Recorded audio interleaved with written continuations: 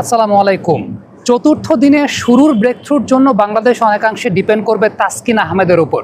কারণ তাসকিন আহমেদ গত 2 বছর ধরে পুরাতন বলে বাংলাদেশের গেট ওপেনার, পার্টনারশিপ ব্রেকার, সেটা দিনের শুরুতেই হোক কিংবা দিনের মাঝে হোক। আমরা যদি 40 নম্বর ওভার থেকে 80 নম্বর ওভার এই সময়ের টাইম লাইনে বাংলাদেশের পেসারদেরকে একটু কম্পেয়ার করে দেখি, তাহলে একটা বিষয় খেয়াল করে দেখবেন, তাসকিন আহমেদ প্রতি 19.7 রানে একটা করে উইকেট পেয়েছেন। হাসান মাহমুদ এই 2 বছরে 23.5 রানে একটা করে উইকেট পেয়েছেন। নাহিদ রানা 23.5 রানে একটা করে উইকেট পেয়েছেন। তার মানে এই ব্যাপারটা লক্ষণীয়, সেটা হচ্ছে তাসকিন আহমেদ পুরাতন বলে বাংলাদেশের জন্য গত 2 বছরে সবচেয়ে প্রমিনেন্ট বোলিং করেছেন। সো আমার কাছে ব্যক্তিগতভাবে মনে হয় যে দিনের শুরুর ব্রেকথ্রুর জন্য বাংলাদেশ অনেকাংশে ডিপেন্ড করে থাকবে তাসকিন আহমেদের উপরে। সেটা অ্যালেক্স ক্যারিকে রিভার্স সুইংয়ের ফাঁদে ফেলে হোক কিংবা ক্যামেরুন গ্রিনকে ভেতরে ঢোকানো বলে হোক। বিশেষ করে বাংলাদেশের এই টিমটার মধ্যে রিভার্স সুইং সবচাইতে ভালো করেন তাসকিন আহমেদ। যদিও এখন পর্যন্ত রিভার্স সুইং দেখা যায় নাই, তবে ইনশাল্লাহ আমার কাছে মনে হয় যে আগামীকাল থেকে রিভার্স সুইং দেখা যাবে।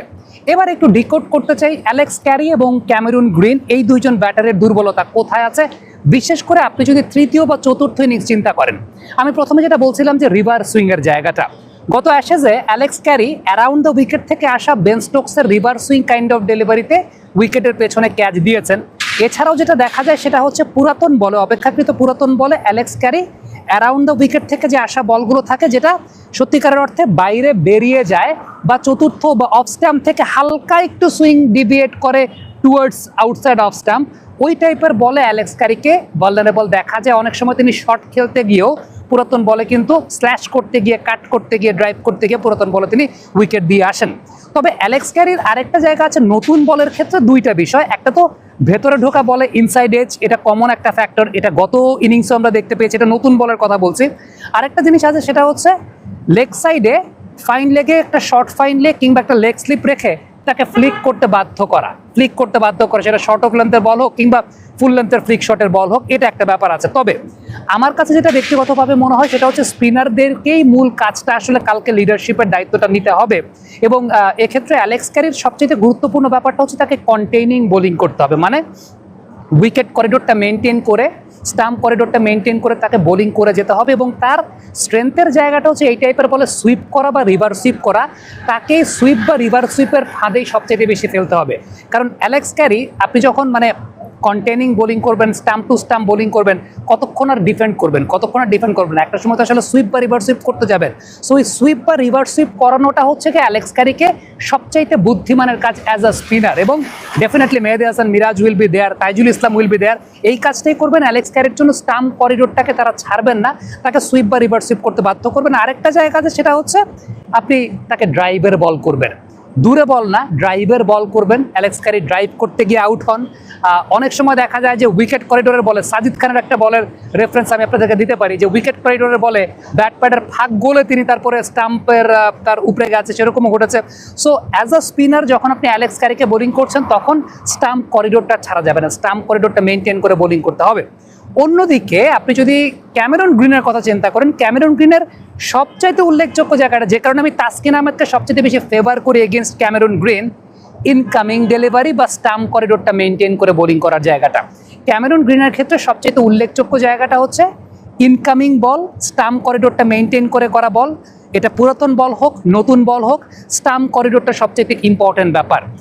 এর আগের ইনিংস আমরা দেখতে পেয়েছিলাম যে ক্যামেরুন গ্রিনকে কিন্তু তাসকিন আহমেদে আউট করেছিলেন, একটা চমৎকার ক্যাচ ছিল। এবং এই জায়গাটাই আসলে খুব ইম্পর্টেন্ট যে ক্যামেরুন গ্রিনকে আপনি উইকেট করিডোরটা অবশ্যই মেনটেন করতে হবে। এবং ওই বললাম অফ স্ট্যাম্পের ছোট্ট একটা জোন থেকে বল যত ভেতরের দিকে ঢুকাবেন তিনি তত ডিস্টার্বে ফিল করবেন। হ্যাঁ, টেস্ট ক্রিকেটটা আসলে এরকম একটা জায়গা যে আপনি একটা ব্যাটসম্যানকে সেট করবেন, ভেতরের দিকে বল ঢুকিয়ে কখনো আপনি হঠাৎ করে একটা বল বাইরে বের করে দিবেন, তখনই তার উইকেটের পতনের সম্ভাবনা থাকে, সেরকমও ঘটে। বাট ক্যামেরুন গ্রিনের এগেনস্টে আমি সত্যি কথা বলতে তাসকিনকে আসলে ওই জায়গাটা অনেক বেশি মাত্রায় প্রেফার করি। এবারে ক্যামেরুন গ্রিনের এগেনস্টে স্পিনারদের যে ব্যাপারটা হয়, আপনি যতগুলো ভিডিও ফুটেজ বিশ্লেষণ করবেন ক্যামেরুন গ্রিনের ক্ষেত্রে অফ ব্রেক বোলার অনেক বেশি মাত্রায় হ্যান্ডি থাকেন। এবং মূল বিষয়টা হচ্ছে তাকে এমন একটা লেন্থে কনফিউজ করা যেখানে তাকে ক্রিজ ছেড়ে বেরিয়ে আসতে বাধ্য করা, মানে সামনে তিনি ড্র্যাগ করবেন আর কি, সামনের দিকে বেরিয়ে আসবেন এবং সেই জায়গাটা টার্নটা প্রডিউস করতে হবে। এটা যেমন একটা আছে। আরেকটা কমন প্যাটার্ন দেখি, কখনো খারাপ বলে তিনি উইকেট দিয়ে দেন, শর্ট অফ লেন্থের বল করলে পুল শট করতে গিয়ে তিনি উইকেট দিয়ে দেন। এখন ইন্টেনশনালি শর্ট অফ লেন্থের বল বাংলাদেশ করবে কিনা, মানে ওই অ্যাটাকিং জায়গা, প্রত দুইটা বিষয় আমি দুই স্পিনারের জন্যই বলছি যে অ্যালেক্স ক্যারিকে ওই ড্রাইভের বল করে, ড্রাইভ করার বল করে ওই রিস্কটা নেবে কিনা সেটা একটা বিষয়। আর দ্বিতীয়ত ক্যামেরন গ্রিনকে শর্ট বল করে পুল করতে বাধ্য করবে কিনা, আমার মনে হয় না সেই অপশনে যাবে। তাদের এগেনস্টে ডিফেন্সিভ অপশনেই যাবে বা ডিফেন্সিভ প্ল্যানটাতেই যাবে, যে জায়গাটাতে অ্যালেক্স ক্যারির জন্য তাকে সুইপ বা রিভার্স সুইপ করতে বাধ্য করা, অন্যদিকে ক্যামেরন গ্রিনের জন্য তাকে আসলে উইকেট থেকে বেরিয়ে আসতে বাধ্য করা, যেটা ইনকামিং বলে তাকে, মানে অফ স্পিনার যেরকম হয় ম্যাক্সিমাম অফ স্পিনারদেরকে দেখা যায় যে তার উইকেট নিতে। আবার এমনও হতে পারে যদি বাংলাদেশ একটু অ্যাটাকিং চিন্তা করে, তখন ক্যামেরন গ্রিনকে একটু শর্ট বল করলে পুল শট করতে গেলে তার ধরা পড়ার সম্ভাবনাটা থাকে। সো বাংলাদেশ ডেফিনেটলি, বাংলাদেশ টিমের সঙ্গে অ্যানালিস্ট আছেন, তারা এর মধ্যেই প্ল্যানটা করবেন। তবে দিনের শুরুতে আমার মনে হয় বাংলাদেশ অনেক বেশি মাত্রায় ডিপেন্ড করবে তাসকিন আহমেদের উপরে।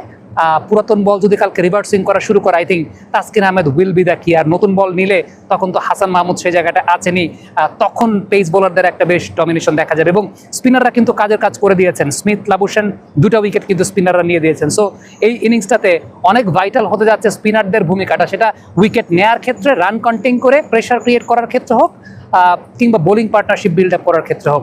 সো হোয়াট আই ফিল যে কালকে বাংলাদেশের একটা সমূহ সম্ভাবনা আছে কালকের দিনে এই ম্যাচটা বের করার। কমেন্ট বক্সে আপনাদের মন্তব্য মতামত জানতে চাই, লিখে পাঠাবেন।